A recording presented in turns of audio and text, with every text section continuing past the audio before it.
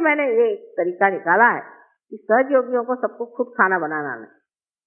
और अगर किसी ने कहा कि मुझे ये खाने के लिए तो आप ही बनाइए, हालांकि उसके बाद सबको भूखा ही रहना पड़ेगा, पर कोई हर्ज नहीं। आपको कहना कि अच्छा आपको ये चीज खानी है तो आप ही इसको बना दीजिए तो बड़ा अच्छा रहेगा। फिर आप जब आप बनाना शुरू करेंगे तब आप समझेंगे कि ये चीज क्या है। क्योंकि किसी भी चीज को टीका टिप्पणी करनी तो बहुत आसान चीज है। किसी चीज को अच्छा कहना बुरा कहना बहुत ही आसान चीज, लेकिन वो खुद जब आप करने लगते हैं तो पता चलता है कि ये टीका टिप्पणी हम जो कर रहे हैं ये बिल्कुल बेवकूफी है, क्योंकि हमें कोई अधिकार नहीं। तो इस कदर की छोटी छोटी चीजों में भी लोग मुझे आके बताते हैं, मुझे बड़ा आश्चर्य होता है। आप अब साधु हो, आपके अंदर सबसे बड़ी जो शक्ति आई है वो ये, आप कोशिश करके, और मैं जो बात कहती हूँ उसकी आपको प्रचिति आएगी, कोशिश करके देखिए। आप जमीन पर सो सकते हैं, आप रास्ते पर सो सकते हैं, आप 10-10 दिन भी भूखे रह जाए आपको भूख नहीं लगे, आप कैसा भी खाना है उसे खा लेंगे, आप कुछ नहीं करेंगे। इसमें आप हमारे प्रदेश के सहयोगियों को देखिए, किस हालत में रहते हैं, किस परेशानी में रहते हैं। हमें कुछ वहां पर हिंदुस्तानी सहयोगियों ने बताया कि ब्रह्मपुरी में इंतजाम इस वक्त ठीक नहीं रहा, लोगों का दिमाग ही खराब हो गया था क्योंकि आप नहीं गए तो बहुत तकलीफ हुई उनको खाने पीने की और कुछ अच्छा नहीं लगा, ऐसा बताया। तो मैंने उन लोगों से जाके पूछा कि भाई सबसे ज्यादा तुमको कहाँ मजा आया? तो उन्होंने कहा ब्रह्मपुरी में सबसे ज्यादा मजा। तो मेरी कुछ समझ में नहीं आया कि इतनी शिकायतें हुई, क्योंकि ब्रह्मपुरी में क्या बात, कहने वहां कृष्णा बैठी है, उसके किनारे में बैठो तो लगता है कि माँ जैसी आपकी धारा बह रही। वो सब यही बातें करते रहे, यहाँ ये लोग खाने ही पीने की सोचते रहे। इसीलिए जब कभी कभी लोग कहते हैं कि हम लोगों का समर्पण कम है, उसकी वजह यह है कि हम लोग काफी उलझे हुए लोग, हमारे अंदर बहुत पुरानी परंपराएं हैं। यहाँ अनेक साधु संत हो गए, बड़े बड़े लोग हो गए, बड़े बड़े आदर्श हो गए, और उन आदर्शों के वजह से हमें मालूम है कि अच्छाई क्या है, बड़ी क्या है। लेकिन उसके साथ ही साथ हमारे अंदर एक तरह की ढोंगी वृत्ति आ गई कि हम ढोंग भी कर सकते। कोई भी आदमी अपने को राम कह सकता है, कोई भी आदमी अपने को भगवान कह सकता है, कोई भी आदमी अपने को सीता जी कह सकता है। ये ढोंगीपना की हमारे यहाँ बड़ी भारी शक्ति है। एक साहब ने मुझे कहा कि देखिए वो तो भगवान है। मैंने कहा कैसे?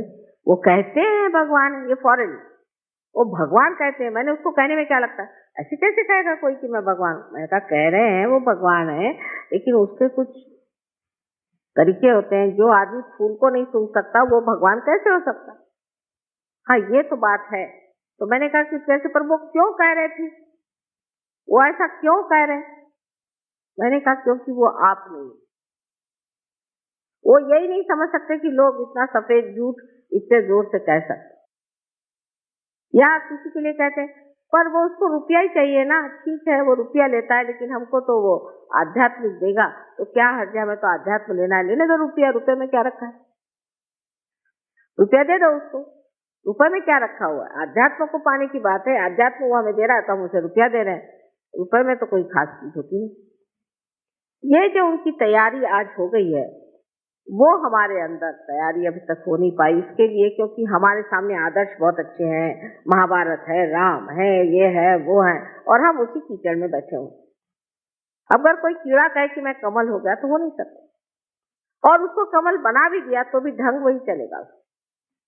इसलिए ये समझ लेना चाहिए कि हमारे अंदर जो इतनी ऊंची ऊंची बातें हो गई हैं, और जिससे हम चारों तरफ से पूरी तरह से हम ढके हुए, और जिसके कारण हम लोग बहुत ऊंचे भी हैं, लेकिन जब तक हम अपने को ये न समझे कि हमें वही होना है जो हम देख रहे हैं, इस मामले में हमारे अंदर आंतरिक इच्छा हो, ऊपरी नहीं, अंदर से लगना चाहिए। क्या हमने उसे प्राप्त किया? क्या हमने अपने ध्येय को प्राप्त किया? क्या हमने उसे पाया है? उससे हमें पाना है। इस मामले में ईमानदारी अपने साथ करें, और जब तक ईमानदारी नहीं होगी तब तक शक्ति आपके साथ ईमानदारी नहीं कर सकती। ये आपका और अपना निजी संबंध है। अनेक तरह से आप अपने को पड़तालिए और देखिए कि हमारे अंदर ये शक्तियां क्यों नहीं जागृत हो सकती, क्यों नहीं हम इसे पा सकते। कारण हम खुद ही अपने को एक तरह से काटे चले जाते। तो किसी भी तरह की ढोंगी वृत्ति का सहयोग में स्थान नहीं। हृदय से आपको महसूस हो रहा है, हर एक चीज तो हृदय से पाना, अपने अंतर आत्मा से उसे जानना है। उसके लिए कोई भी ऊपरी चीज, कोई है तो मुस्कुराते बैठे रहेंगे, कोई जरूरत है मुस्कुराने की, कोई है कि बड़े गंभीर होकर बैठे रहेंगे। ये सब नाटक करने की कोई जरूरत नहीं। जो आपके अंदर भाव है वो बाहर आ रहा है, उसमें कौन सा नाटक करने, उसमें कौन सी आफत करने की है। जो हमारे अंदर भाव है वही हम प्रकटित कर रहे हैं, क्योंकि हमारे अंदर जो भाव है वो इस शक्ति से बहता हुआ बाहर चला रहा है और उसी को हम प्रकटित कर रहे हैं। और जो लोग इस तरह से एक बार समझ लें कि हमें पूरी तरह से ईमानदारी से सहयोग करना, वो धीरे धीरे इसमें खिसकते जाएं। जिस तरह से वहां पर मैं लोगों में देखती हूँ आत्मसमर्पण, उसमें मैं ये जरूर कहूंगी कि उस आत्मसमर्पण के पीछे में एक बड़ी भारी कमाल है। और वो कमाल ये है कि वो सोचते हैं कि सिर्फ हमारा कल्याण आत्मिक ही होना चाहिए, हमारा आत्मिक कल्याण होना चाहिए,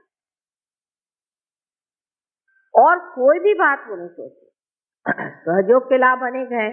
आप जानते हैं, इससे तंदुरुस्ती अच्छी हो जाएगी, आपको पैसे अच्छे मिल जाएंगे, आपकी नौकरी अच्छी हो जाएगी, आपका दिमाग ठीक हो जाएगा, आपके बच्चों का भला हो जाएगा, और दुनिया भर की चीजें जितनी भी आप जिसको आप संसारी कहते हो जाएंगी, और उसमें भी आपका नाम हो जाएगा, शोहरत हो जाएगी।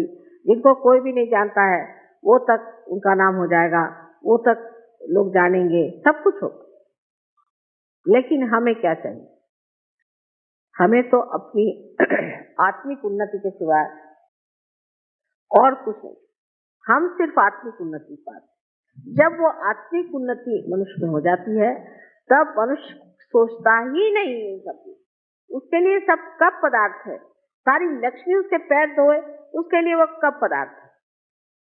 कोई भी उसके लिए चीज ऐसी नहीं है कि जिसके लिए वो लालायित हो या परेशान हो। इस कदर वो समर्थ हो जाता है। अगर है तो है, नहीं है तो नहीं है, मिले तो मिले, नहीं है तो नहीं। ये जब अपने अंदर ये स्थिति आ जाए, मनुष्य स्थिति पे आ जाए, तब सोचना चाहिए कि सहयोगियों ने अपने जीवन में कुछ प्राप्त किया। जब तक ये स्थिति प्राप्त नहीं होती तो आपकी नाव डामाडोल चलती रहेगी और आप हमेशा ही कभी इधर तो कभी उधर घूमते रहेंगे।